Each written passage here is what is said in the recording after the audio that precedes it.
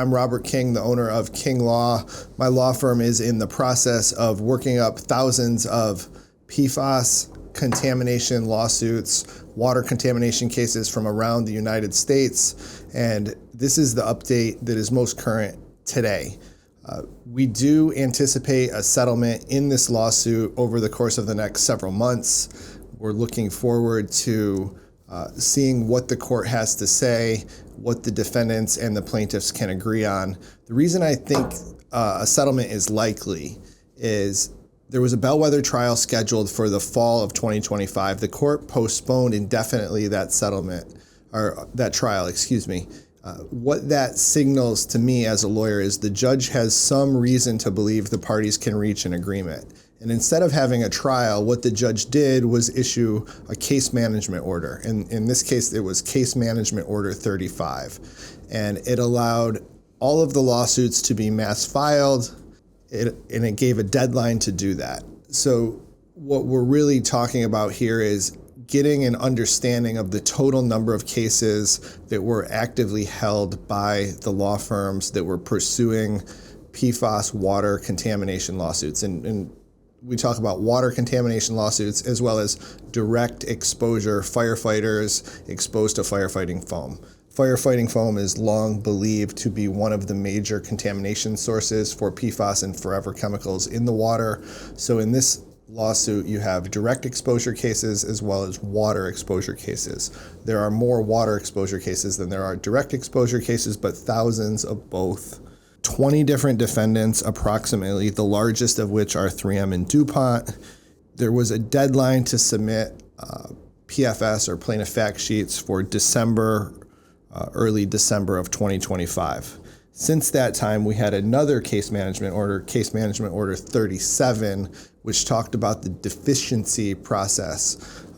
Defendants have long maintained that there are not quality cases or not quality lawsuits filed in this litigation, the MDL. And what the judge said is, I'm going to issue an order that requires minimum standards for plaintiff fact sheets to be submitted into a portal. So what plaintiff lawyers or law firms like mine have been doing over the course of the last several months are submitting information, medical records, and proof of exposure. There have been well over 100,000 claims filed. We will see how good the cases are.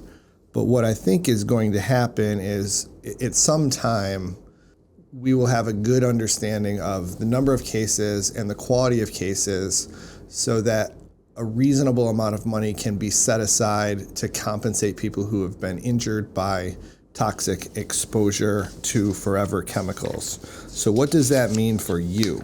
The biggest thing we need to know of plaintiff lawyers is if you're diagnosed with a new injury that could be related to PFAS exposure, that's important.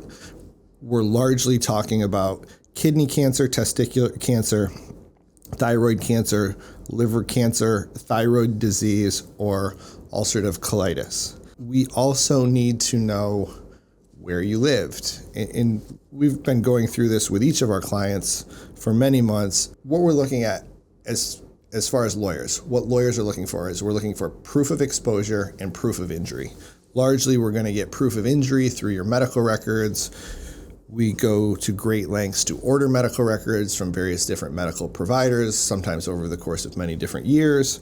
And then we're looking for exposure. In the contamination case, we're going to be looking for either direct exposure for firefighters, proof that you were a firefighter and where you worked, or we will be looking for proof of residency in a known contaminated water supply system. And we have that mapped out via PWSID, which is a public water ID number, or zip code. The next round of deficiencies. So far, we've been through 4 rounds of deficiencies. I would anticipate another round of deficiencies being submitted by defense in the near future. That will be round 5, and that will talk about the deficiency in exposure. And after the deficiencies in exposure, I think we're going to have a very good understanding of the quantity of viable cases. And once we have a quantity of viable cases, it will allow the plaintiffs and defense to hopefully reach a resolution for compensation for everyone that has been injured. It's June right now. I would not be surprised if we see a settlement in July and maybe August of 2026. That's what I'm anticipating at this point. That is tracking with about a year's worth of case management orders from Judge Gergel.